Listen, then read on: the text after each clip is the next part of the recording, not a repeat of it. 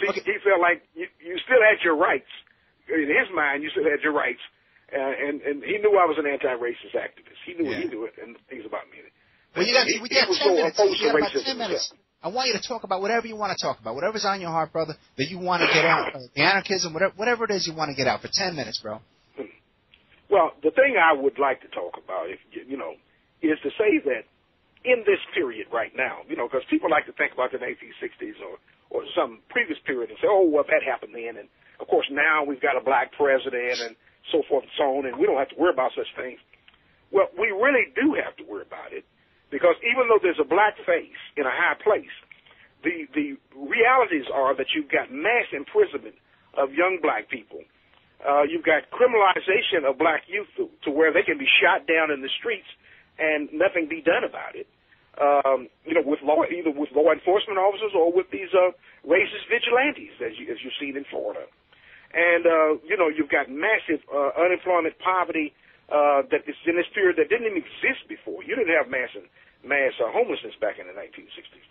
And you've got all of these things, but you've got a black president, and no pressure is being put on him to resolve these matters. He can, I'm not going to say he can wave some magic wand and make these things out of existence, but what he can do, because he is the president, he's in a position to exert power. He does not exert power on behalf of poor people, on behalf of working people, but he's in a position to do that.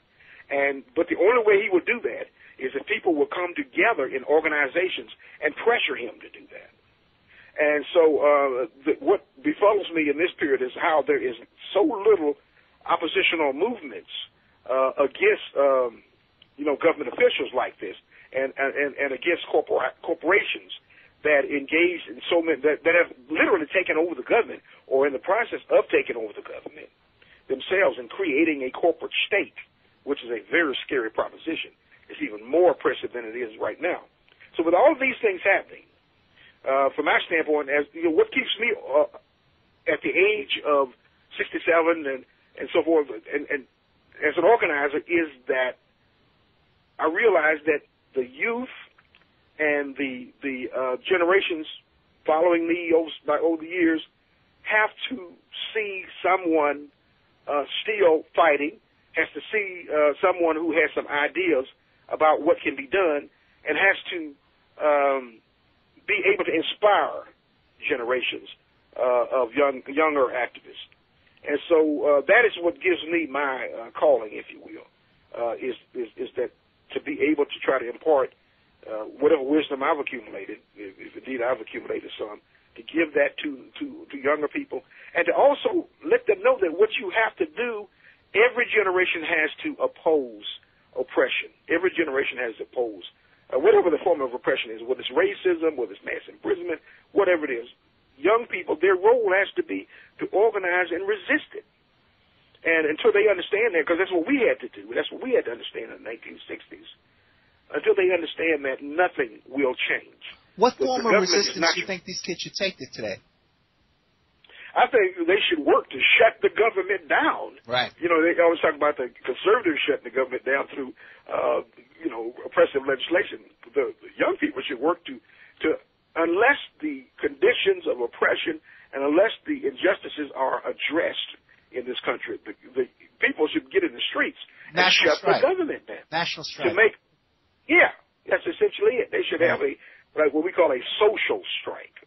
A strike, where you paralyze the governments in all these cities and the federal government in addition, and you force issues on the agenda that the people need, demands of the people. That's what needs to happen.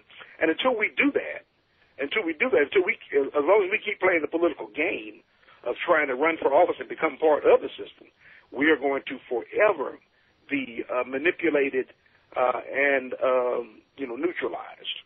And that's what I would tell people. That's what I tell people all the time, in fact, on my Facebook page. I tell them that every day, to stand up, to understand that nothing ever changes unless you oppose it.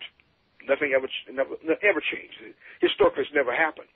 And so some people may think that marching and protests are old school or whatever. Compared to what? Compared to what? Because everything else has been tried. And it's important to have marches and demonstrations. It's important to be in the streets and to clog up the system, if you will. Yeah, you know, Mr. Urban, one of the reasons why I'm having you on is because I'm dealing with a group here that they seem to think that by raising their vibrational frequencies and kind of closing their eyes and pretending it's not going on, that they're going to reach some kind of higher consciousness, and that's going to somehow, the powers that be, the 1%, are going to shake in their boots because why? Because they're closing their eyes and making believe it's not happening. And I'm infuriated by this, and I'm sick and tired of it, and I wanted to bring on a guy, a real deal. And I didn't even expect half of what you've done in your life, my friend. I take my hat off to you, and people should stop and go to Black Autonomy Federation. They should buy your book, and they should support what you're doing, man. What do you think about these people these days that are talking about this changing their consciousness? Do you just want to smack them in the head or what? Well, you know, it's a cop-out. It's even worse than that. You know, you got so many cults. And you got so many cop-outs, you know, and escapism, because people don't want to confront these in power. They don't want to deal with reality, and so they engage in all this superficial escapist nonsense.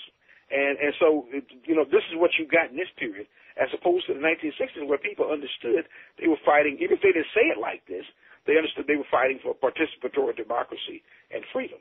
And so right now in this period, it's like people don't understand or don't get it, and so they hide behind all this stuff about spaceships and spacemen coming to save them.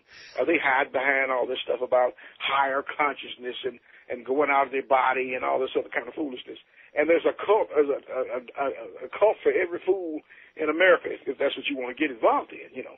But there is not enough people willing to stand up and confront and you know, instead of greasing the wheels of oppression, gumming up the wheels of oppression. Right. There's 1%. They're going to put their ass on the line the way you did and spend 15 years in prison.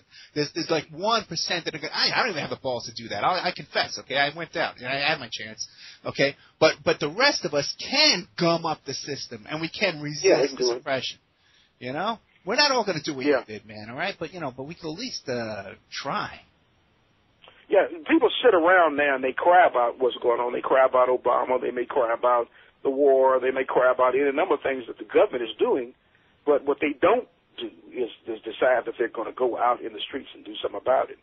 You know. Well, what about the media? Don't you think that the media today has so much more influence over people and is so hypnotic and lulling people into distraction and apathy than it did? Yeah, it is. But also the most important thing about the media to understand is that it is under the utter control of corporations now. And with media concentration, there'll be no place to have independent voices except for somewhere like this, to even have an independent voice to talk about these issues, because it won't be in the economic interest of those in power to do so, you see. And so one of the things we have to fight for is to challenge this control of corporate control of media. You know, we have to be able to do that, because if we don't say anything about that either, we'll never be in a position to do anything. We won't be able to explain to people about what's going on, you know, to have this kind of discussion. So I commend you all for having this radio show here, this Opperman Report and Revolution Radio and all of it, you know. Well, I offer you this platform, my friend. Anytime you want to call in, anything you have something to promote or something you want to get off your chest, man, we have an open door to you for the rest of your life, man, okay? You gave us 15, no, I'm serious, man. You gave up 15 years of your life for me, okay? I may be a white guy, whatever, but you gave up 15 years of your life for freedom for everyone, you know? And you deserve that kind of respect. You deserve that kind of a platform whenever you can get it. And you have it from me if you want it. Well, I appreciate that. Personally, I don't see myself as some sort of hero, to be quite honest. I just think that I'm a person that, you know, was one of a large number of persons, in fact, who became educated, involved, and mobilized during that period of the 1960s, and have just continued doing the work, and have gone through any number of life experiences, repression being one of them. But is just a person who sees his role now as letting young people and let this generation that is around now know about what has happened, the real story about what happened in the 60s, as well as about what they can do now about the actual conditions of oppression that exist in this period. That's extremely important. So people who want to support you, they want to get a hold of you, well, how do they contact you? What can people do to support you? Well, they can reach us by email at organize, ORGANIZE, dot hood, HOOD, at gmail.com. That's our email address. And they can also find out about things I'm doing, Black Autonomy Federation, on Facebook, on our Facebook page. And for those people who don't know how autonomy is spelled, AUTONOMY. And do you have a Facebook? Do you have a PayPal attached to that Organize the Hood Gmail? I should have one, but no, we don't. Well, we've got. You can send if you wanted to send donations. Yeah. Of course, you can send donations to organize.the.hood@gmail.com. You can send donations there at our PayPal site. Okay, good. Our PayPal address. Yeah. Yeah, so everybody should PayPal and support our friend here, Lorenzo. Well, we can use that support because we work with pennies, believe me. No, I understand. Our own meager finances, household finances, just to be able to do things, unfortunately. No, after 15 years in prison, yeah, I understand. Mr. Irvin, thank you so much for coming on our show. You have an open door here, okay? Anytime you want to call up with anything, you're welcome. I'm going to get us off the air here. Hold on one second, because I really... Okay, yeah, we're off the air, man. Okay. I had no idea about the 15 years in prison. Well, yeah, 15 years in prison, right. Oh, man. And, and it's even more to it than that. I mean, we only touched some of the stuff, actually, but you get the idea. Yeah. You got some of the gist of it. I don't know if I did a good job or not, frankly. Oh, no, are you kidding me, man? I was chatting with my producer, and we're both blown away by this, man. It's great stuff. And it's really, man, I tell you, because we deal with these people who they go on the radio and they're saying, oh, the NSA is interfering with our Skype, all this shit. Yeah, man, and I'm just so frustrated with it. Well, the NSA is certainly a problem, but they need to understand what's happening is much deeper than that, what's happening to them individually. You know what I'm saying? The government is really lined up to spy on us all, and then who knows what they'll do. They might kill us all, for that matter. Yeah. We don't stand up and say something. So now, when I'm going to beg you to come back, all right? I hope you'll come back. I hope you had a good time. Right. What would you like to talk about when you come back? Well, we'll talk about that later. Right now, I can't concentrate on it. Okay. I will send you. We'll communicate. We'll continue to communicate, and we'll work that out. How's that? No, dude, I am so thankful. You bailed me out tonight, and I'm very appreciative of the work you've done in your life, man. Thank you very much. Well, I just hope that the show was worth it. No, yeah, this is a great show. Okay. Thank you, sir. You would know it's your show. No, believe me, this is a good one. Okay. I didn't know about this station. Tell me a little bit about the station. The station's not like... I mean, how did all this come about? Okay, the station's run by this hillbilly guy down in Kentucky on his farm, who's a good guy. You know, he believes in freedom of speech and stuff like that, but he thinks like Obama's a communist. You know, so he doesn't know that. Then he brings in all these people again, some whistleblower types who get some information out. You know, their hearts are in the right place, but they're into that UFO stuff. UFOs are going to come save us and all that kind of stuff. So I'm trying to get through to them and educate them. But tonight we probably had about 300,000 listeners. Really? Yes. Are you kidding me? No, I'm not kidding you, man. It's between it's online and iTunes, and then also there's an FM station in Kentucky. There's an FM station in Seattle, and even in Germany there's a radio station in Germany that broadcasts. Yeah. And YouTube. Well, this show will on YouTube. Hard to guess. Between the two YouTube channels, we'll probably get about 5,000 hits, 5,000 views within the next year. Wow. Yeah. That's amazing. Yeah. And my show's becoming more and more popular. I just started doing this. You started doing it? I started doing it in September. I was a frequent guest on other shows because I've been involved in a lot of stuff, like the Tiger Woods case and Charlie Sheen case. I was involved in a lot of big... So, I get invited to go on shows, and I got comfortable talking. And then I want to get my agenda out there, I guess I'm sort of a socialist, like a Hugo Chavez socialist. Okay. Yeah, I want to nationalize the banks and the oil industry and take that route. But I was an anarchist, but I don't know. It just seems too unorganized. Well, it's like everything else. Listen, it's like, take the religion. Yeah. Take the Christian church, okay? There's a Christian church, but there's all sorts of variations of it. Different schools of thought, different organization within it, and so forth. This is the way anarchism is. I'm in a group, that's made up primarily of African Americans, and we have our own perspective and so forth. Although our group is made up, at least ideologically, around anarchist politics. At least I am, but other people in the group are not anarchists. Many of them, in the black community in particular, anarchism is not a popular viewpoint yet. You know what I'm saying? And so, there's you got all this kind of thing. We call ourselves an anti-authoritarian movement, for sure, and we call ourselves an anti-racist movement and so forth and so on. We got a whole program, but we don't go out telling everybody we're anarchists. We say that we're black autonomous, or we are autonomous, and there's less of a reaction because of that. You know what I'm saying? I got you. I understand. Because anarchism is a tough sell. It is. Yeah. Yeah, it is very.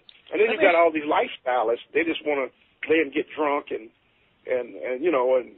crop their hair and turn it purple and right. and all this kind of thing. That's all they want to do. They think that's politics. Let me ask you a quick question, then I'm going to let you go. Okay. Now with George Zimmerman and Trayvon Martin.